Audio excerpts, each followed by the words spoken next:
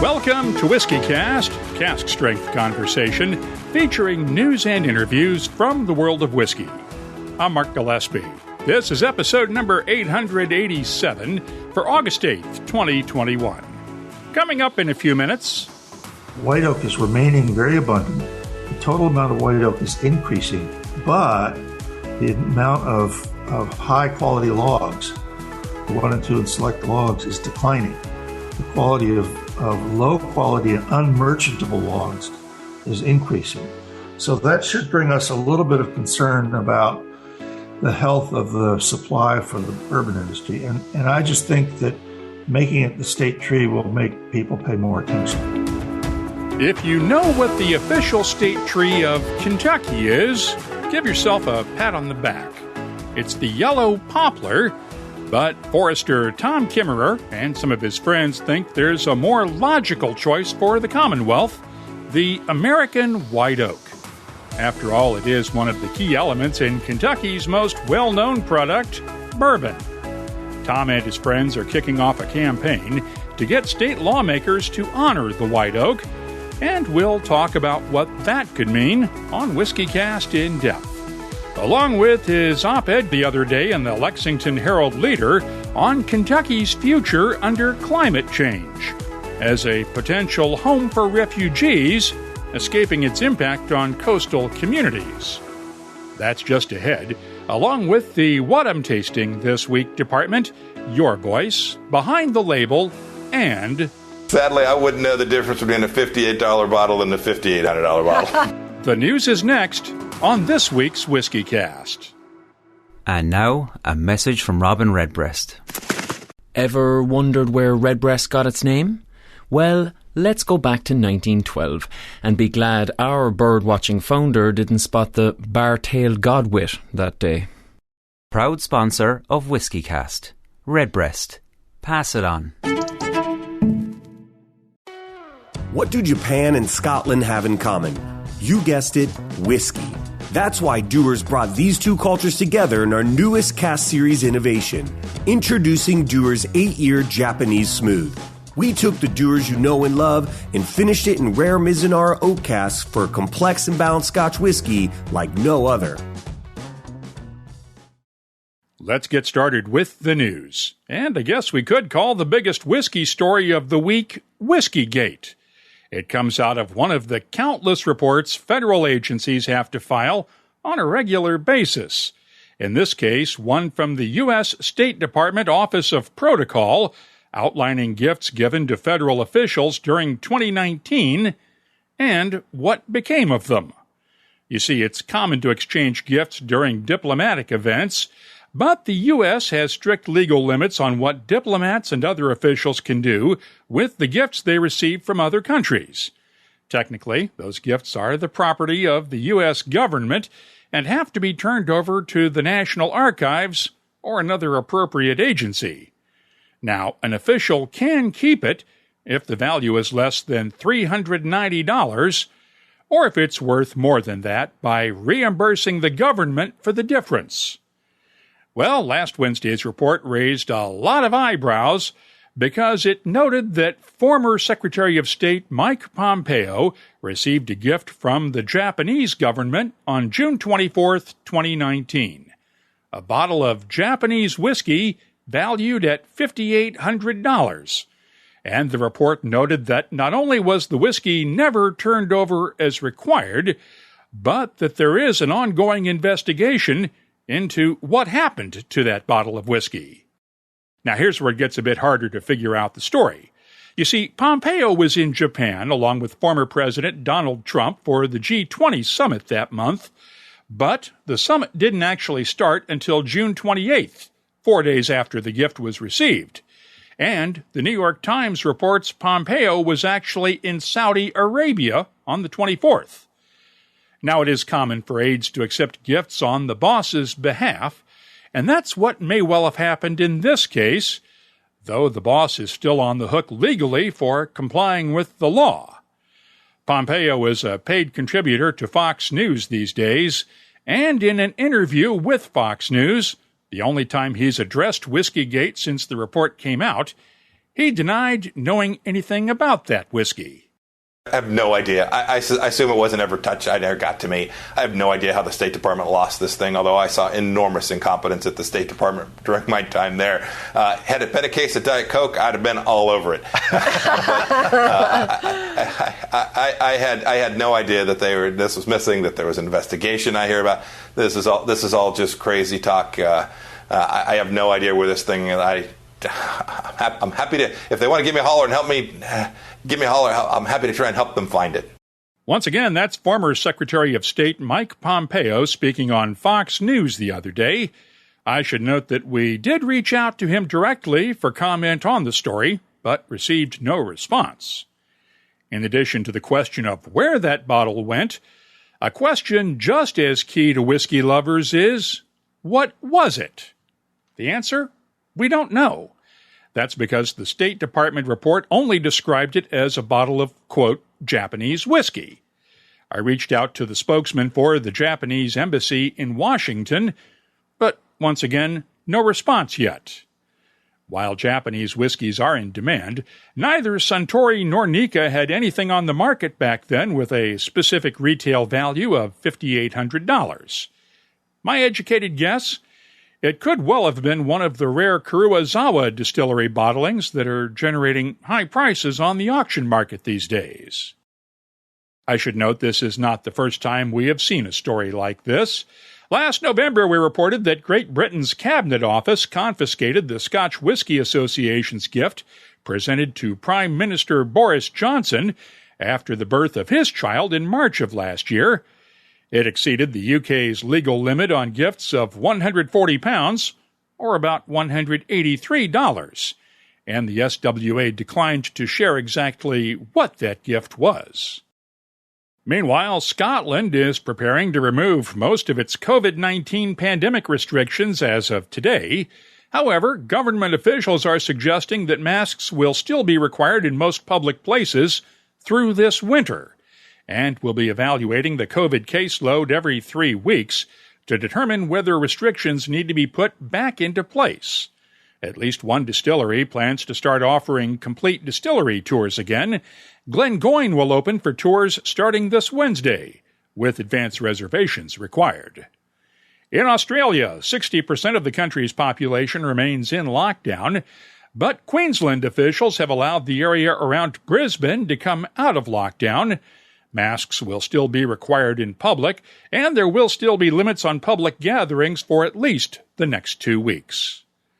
Elsewhere, the New Orleans Bourbon Festival, scheduled for the weekend of August 16th through the 18th, has now been postponed until next March. Festival organizers issued a statement Friday saying that city officials were making their event permits conditional on requiring all attendees to wear masks and either show proof of vaccination or a recent negative COVID test. They surveyed ticket holders and found that nearly half of those surveyed were not willing to attend the festival under those conditions. Quoting now from the statement, "We realize that any decision we make is not going to sit well with everyone. We cannot find a way to satisfy everyone when the emotional nature of vaccinations and masks are pushed into the mix." Tickets will be honored for either the 2022 or 2023 New Orleans Bourbon Festivals, but no refunds will be offered. Last October, Whiskey Auctioneer put one of the largest private collections of whiskey ever on the auction block. That auction featured a number of rare bourbons and other American whiskeys, and brought in nearly $500,000 in bids. This Friday, Whiskey Auctioneer will open bidding on what's being described as a bottled timeline of American whiskey history. The online auction will run through August 23rd, and Joe Wilson of Whiskey Auctioneer told whiskey writers on a Zoom call Thursday night that some of the rarest American whiskeys around will be on the block. We've been able to go to, a few different collectors for this one to curate a sale, which we're at the moment totaling in just over 600 bottles. Some highlights from within that include early Van Winkle bottlings from Old Commonwealth, some early examples of the H. Hirsch Reserve, the Japanese exclusive Van Winkle family selection, the legendary Twisted Spoke bottle, and a real rarity in the form of one of the exclusive bottles for the Corti brothers. In addition to that, we have a huge selection from Wild Turkey, a really interesting collection of pre-fire Heaven Hill, over 65 selections of Willett Family Estate single barrels, including some which are signed by even Cosby himself.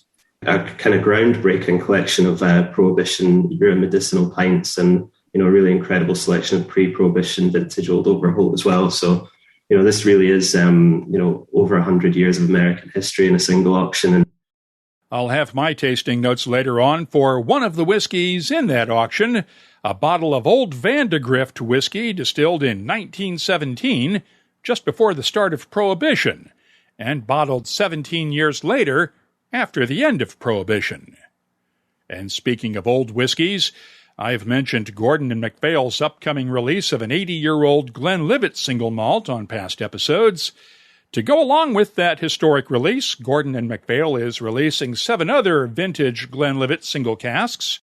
The private collection range from Gordon and MacPhail will get 4 of them, a 1975, 2 different casks from 1976, one a refill American oak hogshead, and the other a first fill sherry hogshead, along with a 1980 single cask. The Connoisseur's Choice range gets casks from 1993, 2003, and 2004. Those bottlings will be priced from 104 pounds to 265 pounds each, while the private collection bottlings start at 1,250 pounds for the 1980, up to 1,750 pounds for the 1975. Diageo has unveiled its second batch of Prima and Ultima single malts.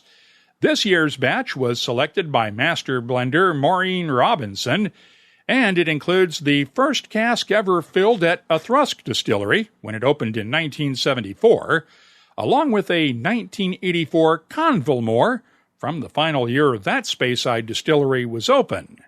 There are also bottlings from Mortlach, Brora, Talisker, Glendullan, Linkwood, and Lagavulin. Only 376 complete sets will be available worldwide, with advance registration required online through August 23rd. The recommended retail price in the UK is £23,500 for the set. That's around $32,700 at current exchange rates. Set number 1 will go on the auction block in a Sotheby's online auction next month, with all proceeds going to Care International. Ben Riach is releasing a breakthrough whiskey for the Speyside distillery. Ben Riach malting season is distilled from 100% barley malted on-site in the distillery's floor maltings, and that's the first Ben Riach release of its type in at least 100 years. The whiskey was distilled in November 2012, and since they only filled 23 barrels, it'll be a limited release. About 6,700 bottles will be available. It'll carry a recommended retail price in the UK at £99 a bottle, and will be available in the US and other global markets starting in October. Heaven Hill is releasing the fall 2021 batch of Old Fitzgerald bottled in bond. It's an 11-year-old wheated bourbon distilled in the spring of 2010, and is the second 11-year-old of the 8 releases so far. It'll be available in limited amounts with a recommended retail price at $110 each. Speaking of bottled in bond, Kansas City's J. Rieger & Company is releasing a new bottled in bond straight rye next Monday, August 16th, also known as 8/16 or 8/16 Day. That's the area code for the Kansas City area. This one is also a milestone whiskey for Riegers, since it's the first release of the distillery's own whiskey. It was distilled back in 2015 and is the first legally distilled whiskey in Kansas City since Prohibition. Meanwhile, Stranahan's is releasing a new Caribbean rum cask-finished American single malt. It's a 5-year-old whiskey finished in those rum casks for up to 3 years. It'll be available exclusively at the distillery in Denver for $69.99 a bottle. Finally, I mentioned back in May that William Grant & Sons is now using a specially trained dog to sniff out problems with casks at its Girvan distillery in Scotland. Here's another story of man's best friend and alcohol, but in this case we're not quite talking about whiskey. The Washington Post reports Maryland corrections officials have deployed a team of 4 dogs to sniff out illegal prison moonshine. The stuff is called Pruno behind bars, and it can be made from fruit, sugar, bread, or yeast. And since inmates have been eating meals in their cells because of social distancing requirements, they've had more access to the ingredients. The stuff can be lethal. As you might imagine, the process is not exactly scientific and often contains even more methyl alcohol than it does ethyl alcohol, and the methanol can be deadly when consumed. You can keep up on the latest whiskey news all week long at whiskycast.com. If you missed Friday night's Happy Hour live webcast with Horse Soldier Bourbon co-founder Scott Neal and Nick Ravenhall of the Whiskey Smugglers, one of the guys who swam through Scotland's Corryvreckan whirlpool last weekend for charity, the on-demand replay is available right now at the WhiskyCast YouTube channel, and the podcast version will be out later this week. Join us this Friday at 5 p.m. New York time, 10 p.m. London time, 2100 GMT, when former Middleton master distiller Brian Nation joins us, fresh after moving from Ireland to Minneapolis, Minnesota, where he's now the master distiller at the new O'Shaughnessy Distilling Company for its Keeper's Heart whiskey.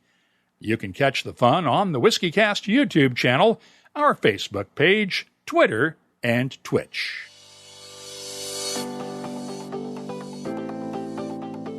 Time now for the WhiskyCast calendar of events. The Whiskey Education Foundation has a pairing dinner in San Francisco on August 19th. Bonham's has its next whiskey auction on the 20th in Hong Kong. Sagamore Spirit Distillery in Baltimore has this month's Whiskey on the Waterfront celebration August 21st. Bourbon Women's Annual Symposium Conference is August 26th through the 29th in Louisville, Kentucky. The Bedfordshire Gin and Whiskey Festival is on the 28th in Leighton Buzzard, England. The One Glass Festival is still on for September 2nd through the 4th in Oslo, Norway. And Whiskey and Barrel Days is still on as part of the annual Highland Games in Pleasanton, California, September 4th and 5th. Right now, we have 145 virtual and in-person events on our searchable calendar at whiskycast.com.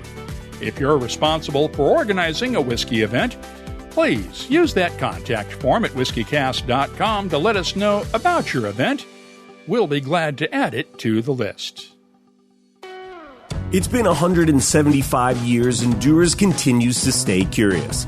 We're proud to announce the newest addition to the innovative Dewar's 8-year cask-finish series of Scotch whiskey, Dewar's Japanese Smooth. Brought to life by our award-winning master blender, Stephanie McLeod, Japanese Smooth is a perfectly balanced 8-year-old Scotch whiskey that puts a pioneering and innovative focus on our aging process.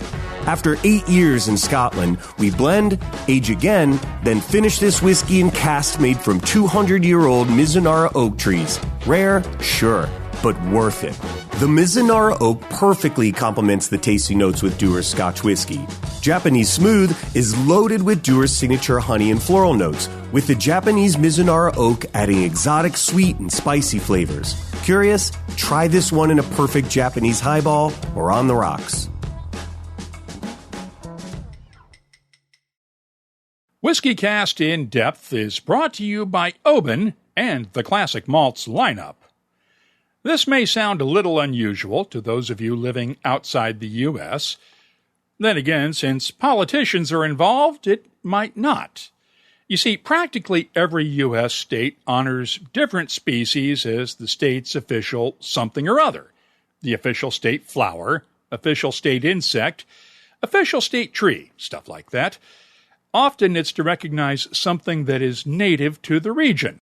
For instance, my home state of New Jersey has an official state dinosaur, Hadrosaurus fulci.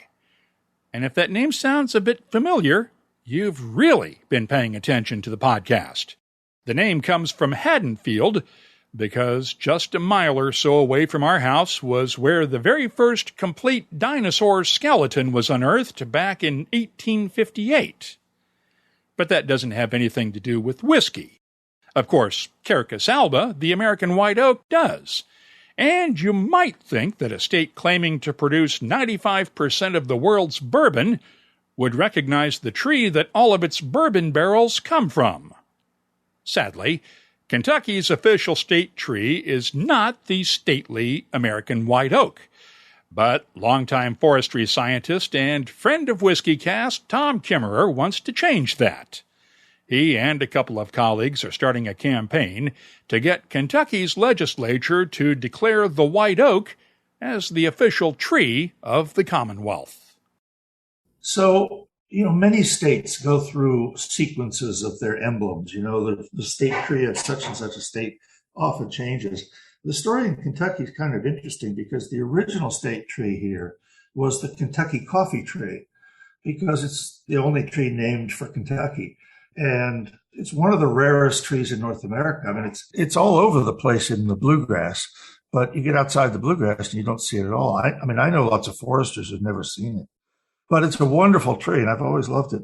Well, there came a time when the forest industries were trying to promote yellow poplar, also called tulip tree, Liriodendron tulipifera, which is abundant in eastern Kentucky and was a fairly low value tree.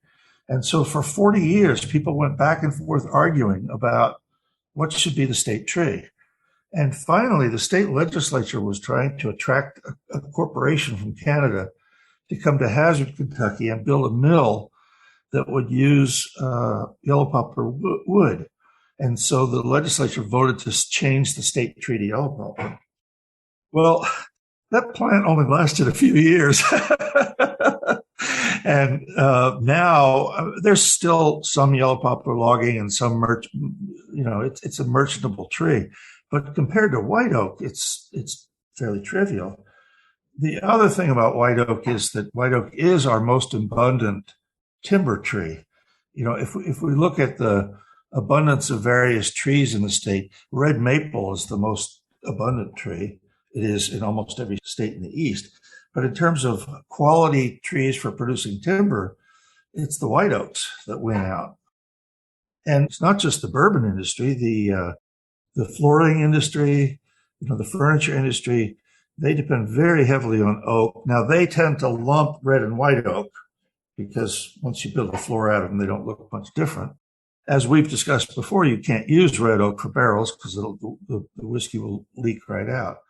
So my friend and colleague Tim Querey, who's one of the two urban foresters in the city, contacted me a little while ago and said, well, why don't we make white oak the state tree? And I've been looking into it, and he and I have been in discussions. He's been talking to the wood products industry, and it makes sense. It is extremely abundant. It is from an economic standpoint, white oaks are the most important trees. And I have to go back and revisit something we've discussed before, which is white oak refers to several things. As a botanical term, it refers to a large group of oaks. There's about 100 different white oaks in the world. There's 25 different white oaks in the eastern United States. We have a bunch of them in Kentucky. And technically, you can make a whiskey barrel out of any white oak species. But the abundance of white oak Quercus Alba, that is, that single species, the abundance and size and quality of that tree means that it's the one that the industry uses. As we've discussed before, there have been some minor uses of chinkapin oak, and there's been some bur oak and a few other things. But in terms of actually manufacturing barrels for the industry, white oak Quercus Alba is the one that we use almost exclusively. So that's what led to this discussion, the realization that white oak is critically important to several industries in this state. And in my mind, there's nothing more important than the bourbon industry. That's our bias, I guess. Well, the yellow poplar does have a role, though, because if I remember right, they used poplar to make the bungs. The bungs, that's exactly right. Yeah, it's poplar is cheap and soft, and so it makes good bungs. But But in terms of, I haven't looked up the recent timber market numbers, but I am pretty sure that white oak is far more white oak being harvested and sold in the state. And then, of course, brought into the state, because we know that a lot of white oak for barrels comes from the Ozarks. And Missouri's state tree is flowering dogwood. So what you see as you look at what states have chosen for their state tree, it's usually cultural significance and prettiness, not commercial significance. So Illinois, the state tree of Illinois is white oak, not because of its commercial importance, but because they had elementary school kids vote on their favorite tree, and they chose white oak. So give me a sense of the process you have to go through to get this to happen. Obviously, it has to go through the state legislature, right? Yes, it has to go through the state legislature. And you know, if we, Tim and I and a few other people, go to our state legislatures, they're going to say, huh? So, I think there are two industries that are really key here. One is the wood products industry, and the other is the bourbon industry. And the great thing about the bourbon industry in this state now is it's everywhere. It's not just in Woodford County anymore. And so we feel like the industry has those contacts that they can contact legislators from across the state. And the same thing is true of the wood products industry. The wood products industry is all over the state. And I pretty much, hardwoods are the meat and potatoes of Kentucky wood industry. So we harvest very little pine and a little bit of cedar. And so that means that almost every logging operation in the state is harvesting white oak. And this doesn't actually come with any costs to the industry if it were to be named the state tree. We're not talking about protecting it or anything that's going to affect them. It's just a designation that draws attention to the tree. Right. All we're trying to do is honor the tree for its importance. It's certainly not going to have people out in the streets protesting against making barrels. That would be the key thing of saying, okay, we're going to make it the straight tree, which means you can't make barrels from it anymore. Then, Tom, I can't support you on that. Exactly. Couldn't do it either. Yeah, I couldn't either. But one of the things we've discussed before, you and I, is that there are some concerns about the health of the long-term health of the white oak supply. And the industry has gotten much more interested in that recently, partly since you and I have been talking about it. But one of the things I just saw in the most recent Forest Service report on the status of Kentucky forests is that white oak is remaining very abundant. The total amount of white oak is increasing, but the amount of high quality logs, 1 and 2 and select logs, is declining. The quality of low quality and unmerchantable logs is increasing. So that should bring us a little bit of concern about the health of the supply for the bourbon industry. And I just think that making it the state tree will make people pay more attention. And what it might do is maybe open up some grant funding for research and things like that, Yes. some of the stuff that's being done at UK and other places. Exactly. I mean, UK is doing a really good job of bringing attention to white oak and looking at genetics and planting methods and all that sort of stuff. But more attention needs to be borne. I think this is, it's a critically important industry to our state. Being completely facetious for a second, there's been a lot of talk about renaming Rupp Arena in Lexington. We could call it White Oak Arena. There you go. There are plenty of places called White Oak in Kentucky, roads and old small towns. But yeah, White Oak's a pretty name. I think these days most people don't know who Rupp was. Oh, bite your tongue. You're going to get tickets outside your house, the pitchforks and torches for that one. I know I am. I kid, of course. But while we're talking about Kentucky, you had a really interesting op-ed talking about the environment and trees and everything in the Lexington Herald-Leader and on Kentucky.com this week, talking about the impact of wildfires out west and what we really need to do with the preparations for what may be coming decades down the road in climate change, and how Kentucky could become a home for climate refugees, as you termed it. Yeah, that's exactly right. And this actually all started a couple of years ago. I was sitting at West 6 Brewing, my favorite lunch and beer spot, and I was having a beer I like to sit at the bar because I meet a lot of interesting people there. And I met this couple who had just moved here from Florida. They were building a house in Kentucky. And I asked the man, what made you decide to move here? And he said, well, we're from Miami Beach. And I sort of didn't get that. I said, yeah. He said, I wanted to sell my house while it was still worth more than a nickel. And now I've discovered, since publishing the op-ed, I've heard from about a dozen people who said they have friends who've come here to Kentucky. I have a family from Eastern Kentucky who were thinking about selling their property and moving, and now they're just going to sit on it. and there's a specific reason for this, Mark. We're talking about sea level rise pushing people away from the coast.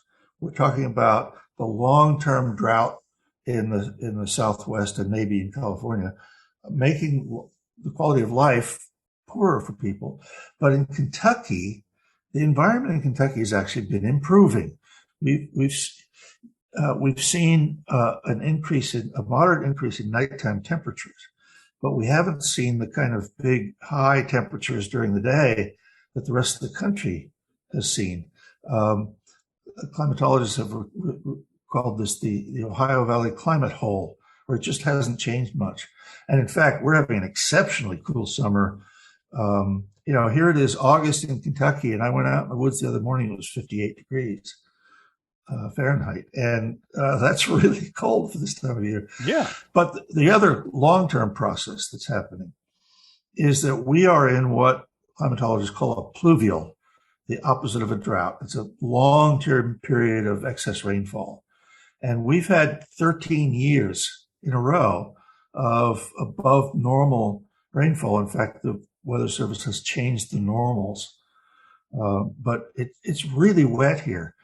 And that's good for a number of reasons. One is trees are really growing well. I have never seen, and in particular, I've been looking at a lot of white oaks lately. I've never seen white oaks growing like they're growing now. 2 or 3 flushes of growth per year instead of 1. Well, that's good for our forests, but it also makes the state more attractive to people, for people to come and live, whether they're farmers or whether they're going to live in the suburbs or the city. It's becoming just more and more attractive. And our economy has done very well the last couple of years. The leadership of our Governor Beshear has really made a difference. That's making, I have to say, frankly, for an awful lot of people around the country listening to this, when you think of Kentucky, you think of, hillbillies and poverty.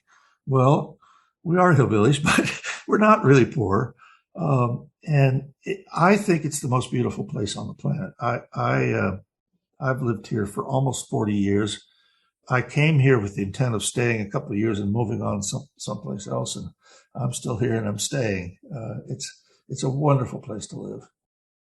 You mentioned in the op-ed that the leadership there needs to start making plans now for how you manage the influx of people that could come in a situation like this over the next couple of 3 decades. How do you do that?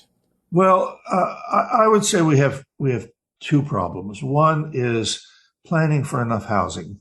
And this applies to Lexington in particular. One of the things that's unique about Lexington, because we're surrounded by those amazing horse and cattle farms that have been here forever, Lexington passed the tightest land use control plans in the United States in the 1960s, and we've stuck to them. And so any development we do in Fayette County, we're going to have to do through infill, and we have to find more efficient ways of doing that. Outside of Lexington, Fayette County, we have sort of the opposite problem, which is most of the counties around us have no zoning at all or minimal zoning. I used to have a farm in Garrett County, about 35 miles south of here at Lexington. And what I saw there was just unconstrained development in the northern half of the county because land was cheap and you could put down anything you wanted to anywhere. And that's a recipe for disaster. There was a house in Garrett County that was a house built in the 1750s, absolutely gorgeous house.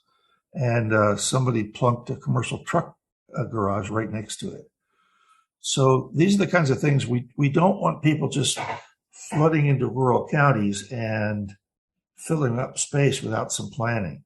But there is that kind of traditional rural opposition to zoning. And so, we need to work with counties to overcome that. And that also means where you can build distilleries and bourbon warehouses and stuff like that too, right? It means where you can build absolutely everything. Yeah. No offense, but we don't want to become New Jersey. None taken. I get it.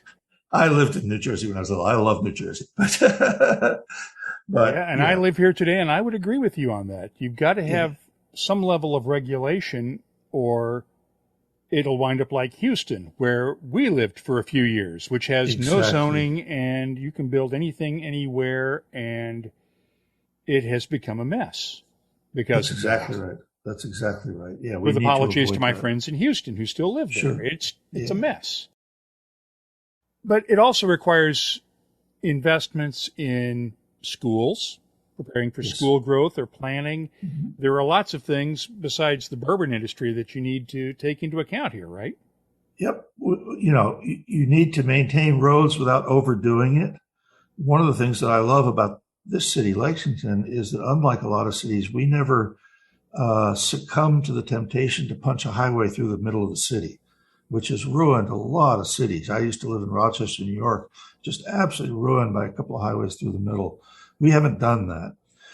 The other thing, Mark, that we have to be thinking about in serious terms is the electrification of the transportation industry, because that's going to totally change where we put stuff. It's going to totally change how much room we need, all the huge acreage. So here's a statistic that I find appalling. In the United States, we have 8 parking spaces for every car. Isn't that ridiculous? Because we have these zoning regulations that make you have a certain number of. So, for example, most housing properties have more acreage of parking lot than they do of houses. So if that's the case, how come I'm always trying to find a parking spot if there's 8 spots for every car? They're not where you're going. That's the problem. So this revolution of electrifying the car industry, making smaller cars, maybe making self-driving vehicles. When we start talking, everything's tied to everything else, right?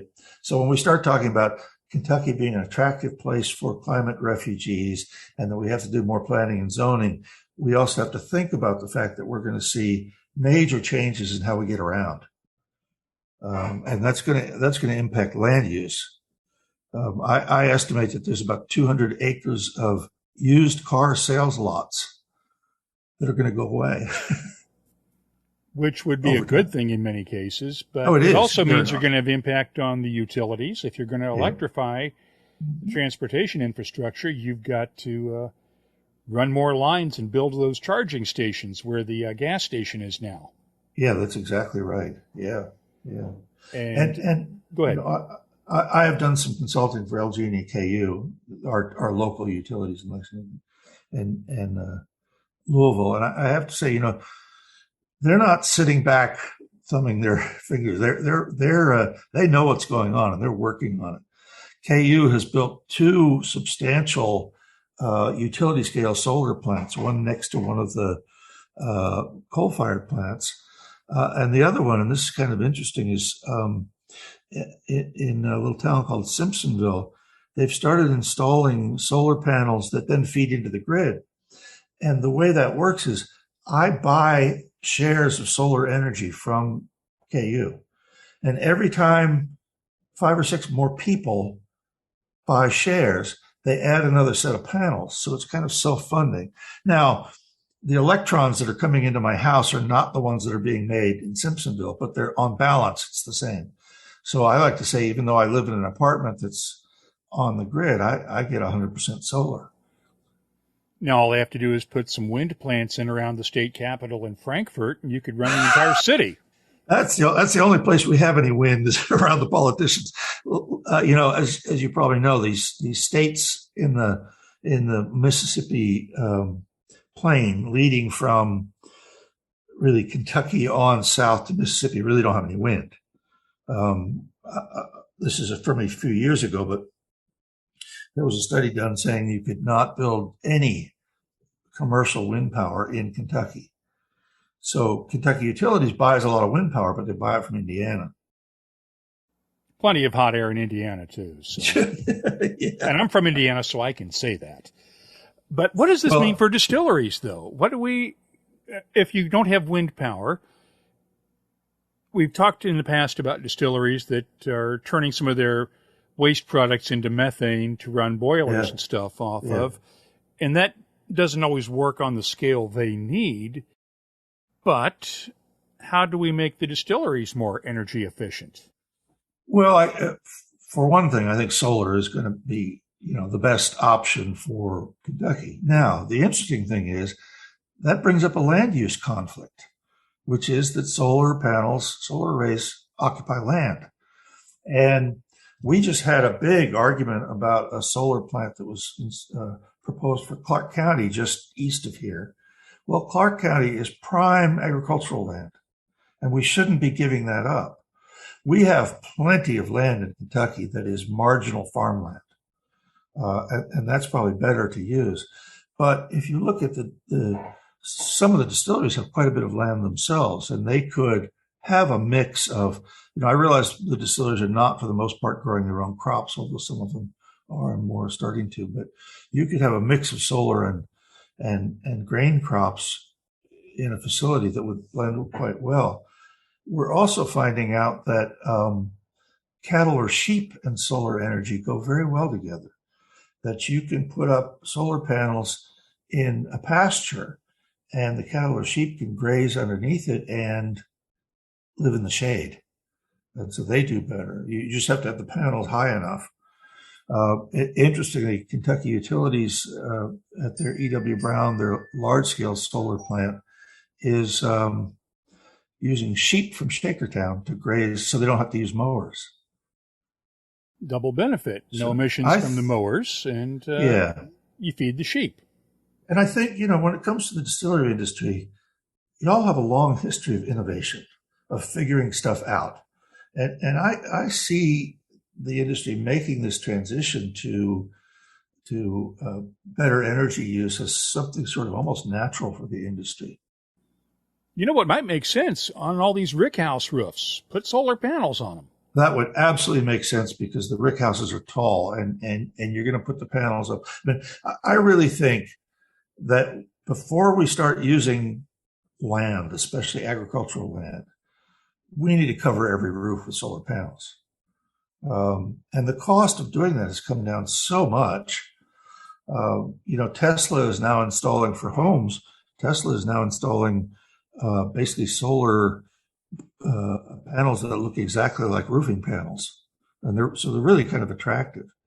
But yeah, I would think on the tops of rick houses would be a very good idea, because a lot of places, if you have, say, a barn or some small building and you've got forest around it, you're going to get too much shade. But rick houses are high enough, and they're out in the open generally these days because they're being built that way for safety reasons with moats around them. Yeah, so absolutely. You've got all these great big rick houses. Put solar panels on the roofs. Yeah, well, that would be a good idea. And then you can feed that power back into the grid. Yeah, absolutely. Now, that you bring up an important thing. We have to be able to feed the power into a grid. In other words, having your own solar on your roof is nice, but whether it's your house or your rick house, you're very often producing far more energy than you can consume. And that's problematic because that energy has to go somewhere.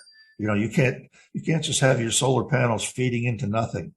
And so batteries are certainly part of it, but the grid we're always going to need the grid. We need a different grid, a healthier grid, a solar adapted grid.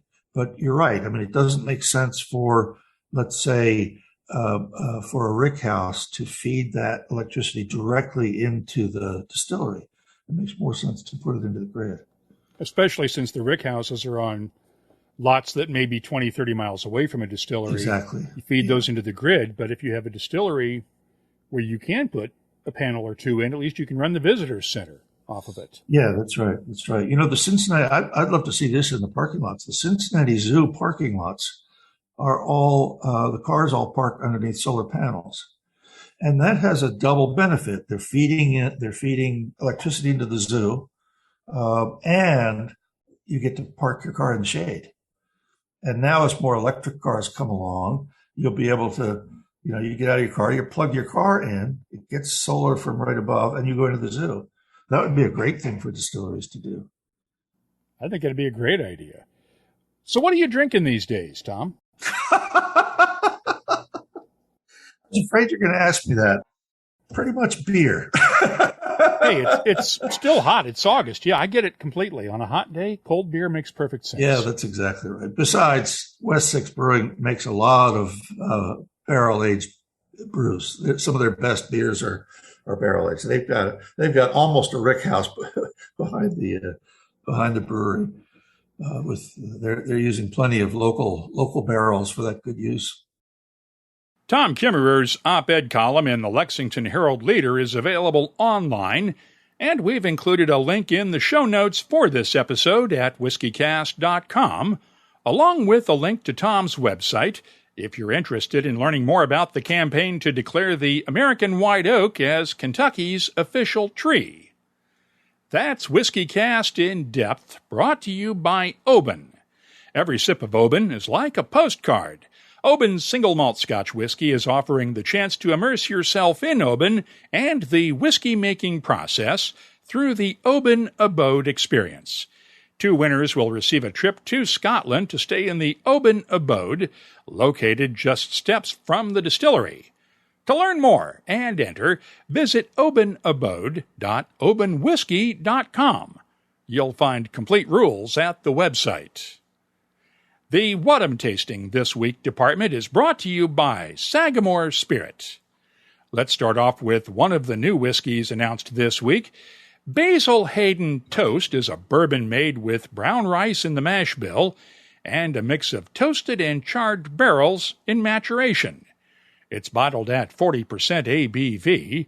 The nose has notes of freshly roasted coffee beans, vanilla pods, manuka honey, and hints of spice. The taste is spicy with a nice toastiness, justifiable for the name. Toasted oak, butterscotch, vanilla pods, coffee beans, and black tea with honey. The finish is long and warming, and I'm scoring Basil Hayden Toast a 92. Horse Soldier Bourbon co-founder Scott Neal joined us on the Happy Hour live webcast the other night, and I received a sample the other day. The premium edition is bottled at 43.5% ABV, and it's distilled in Ohio at Middle West Spirits in Columbus, while Horse Soldier's founders work on final approval for their own distillery in Kentucky. The nose has touches of toasted caramel and marshmallows, along with charred oak, honey, and a hint of baked apples. The taste starts off light and fruity at first, followed by a burst of spices and charred oak, along with dried fruits, brown sugar, and honey. The finish is long with a soft oakiness and gentle spices, brown sugar, and honey. I'm scoring Horse Soldier Bourbon a 91. I'll have more tasting notes in just a minute, but first, this week's tasting notes are brought to you by Sagamore Spirit Rye Whiskey. Rye Day the 13th is this Friday, and while Friday the 13th is usually thought of as unlucky, Rye Day the 13th will be a very lucky day for one whiskey lover. Sagamore Spirit is giving you the chance to go on the Sagamore Spirit Rye Treat. It's a VIP distillery experience that includes a trip to Sagamore Farm near Baltimore and to stay at the Sagamore Pentree Hotel on the Baltimore waterfront. Visit sagamorespirit.com/Rye the 13th to enter. And please drink responsibly. Now, let's look at Lost Lantern Whiskey's bottling of an Iron Root Republic single cask Texas bourbon. This one has an unusual mash bill, 85% yellow dent corn, 5% purple corn, 5% flint corn, and 5% rye. It's 3 years old and bottled at 64.6% ABV. The nose has notes of charred oak, caramel, muted spices, honey, vanilla, and a touch of buttered wheat toast. The taste is spicy, black pepper and chili powder notes along with touches of cherry cola, mesquite seasoning, honey, and caramel underneath. Adding water tamps down the spices just a bit, while opening up touches of apples and peaches. The finish is long and spicy, with a touch of underlying sweetness. I'm scoring Lost Lantern Whiskey's Iron Root Republic Single Cask Bourbon a 91. Finally, I mentioned Whiskey Auctioneer's upcoming online auction of vintage American whiskies during the news. One of the whiskeys we had the chance to taste the other night, with Joe Wilson and Peggy No Stevens, was the 1917 Old Van de Grift Bottled in Bond Pure Whiskey. It was distilled just before Prohibition started and forced the Hammond Distillery in northern Indiana to close. It was bottled in 1934, just after the end of Prohibition, at 50% ABV. It's a lot sweeter than you might expect. The nose has oak tannins, of course. It is 17 years old. But it also has touches of butterscotch, brown sugar, and a hint of caramel.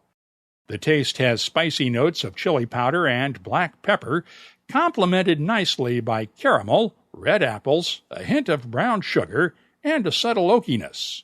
The spices linger nicely on the finish, and 87 years after it was bottled, it still holds up well against today's whiskies. While it's probably not fair to score it on the same scale I use for those whiskies, I'm scoring the 1917 Old Van de Grift Bottled in Bond Pure Whiskey a 92. The What I'm Tasting This Week department is brought to you by Sagamore Spirit. I'll be adding these tasting notes to our searchable list of more than 3,200 different whiskies from all over the world.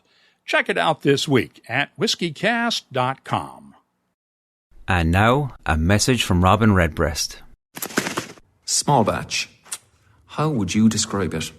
It's like an Irishman's understanding of baseball. Extremely limited.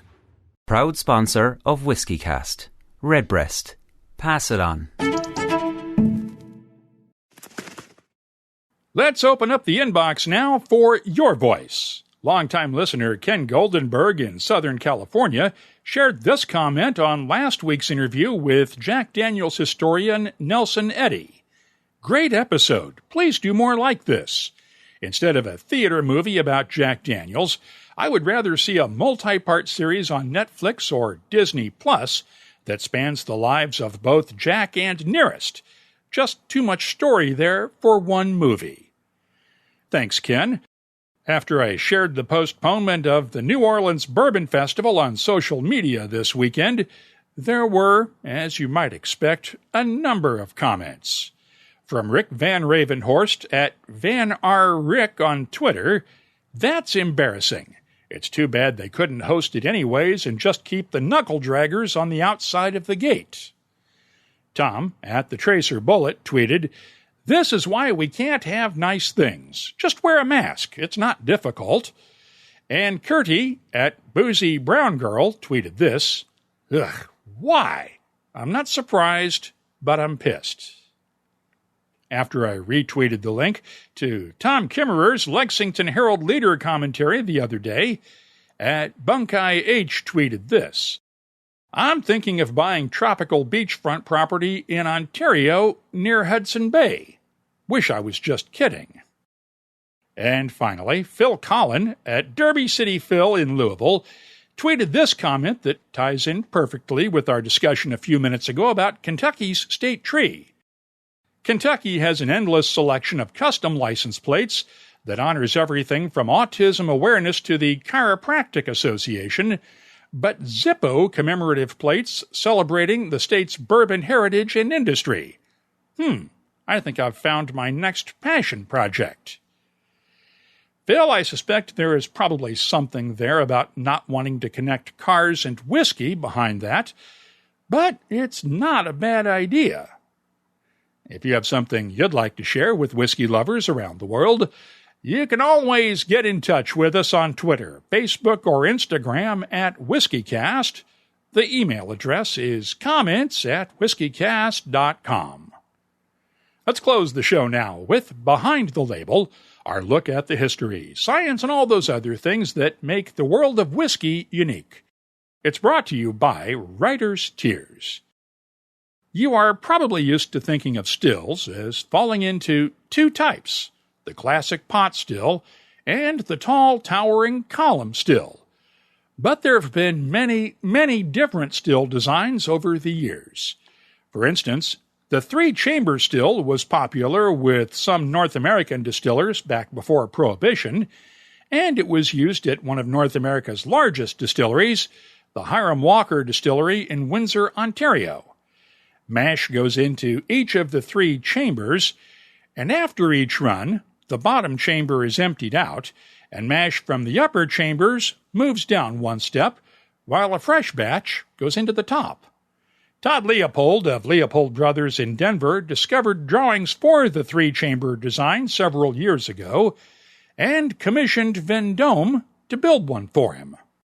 So it's a batching system, which is much less efficient than a column still.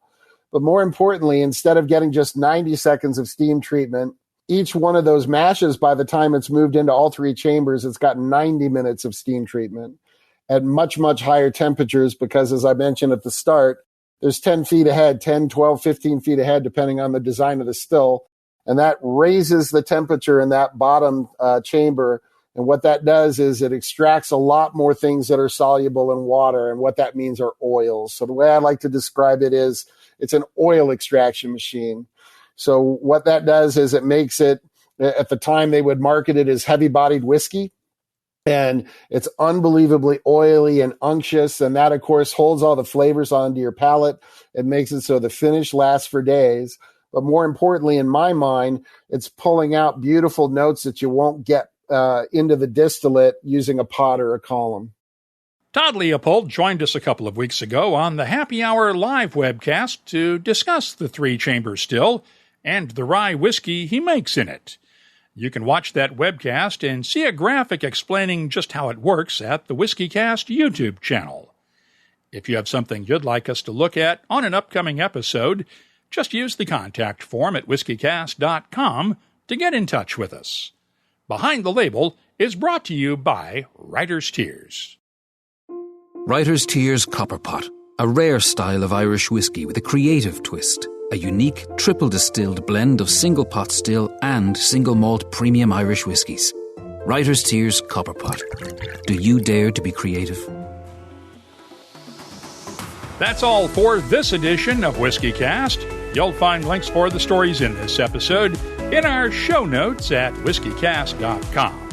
That's also where you'll find the latest whiskey news, my tasting notes, the calendar of events, our whiskey photo of the week, cocktail recipes, and, as always, a complete archive of past episodes that goes all the way back to November 12th, 2005. Get in touch with us on Twitter, Instagram, and Facebook at WhiskyCast. My email address is comments@whiskycast.com. Just like the end of this WhiskyCast episode, Dewar's Scotch Whiskey always makes for a smooth finish. Like our newly released Dewar's Japanese Smooth, aged for 8 years in Scotland, blended then aged again before being finished for up to 6 months in Mizunara oak casks made from 200-year-old Japanese water oak trees. These unique casks layer distinct dry and spicy flavors to the whiskey, with aromas reminiscent of sandalwood and incense. Keep an eye out for a bottle of Dewar's Japanese Smooth at a store near you. And now, a message from Robin Redbreast. Ever go out drinking with a peacock? Always the same. Few too many, tail feathers come out, drinks get knocked over, bartender's not happy, night's over before it started. All I'm saying is, don't be the peacock in your group. Proud sponsor of WhiskyCast. Redbreast. Pass it on. WhiskyCast is a production of Cask Strength Media, copyright 2021, and comes to you from the charming, yet regrettably dry and dinosaur-filled town of Haddonfield, New Jersey. I'm Mark Gillespie, reminding you that when you drink, please drink responsibly. Thanks for listening, and please stay safe.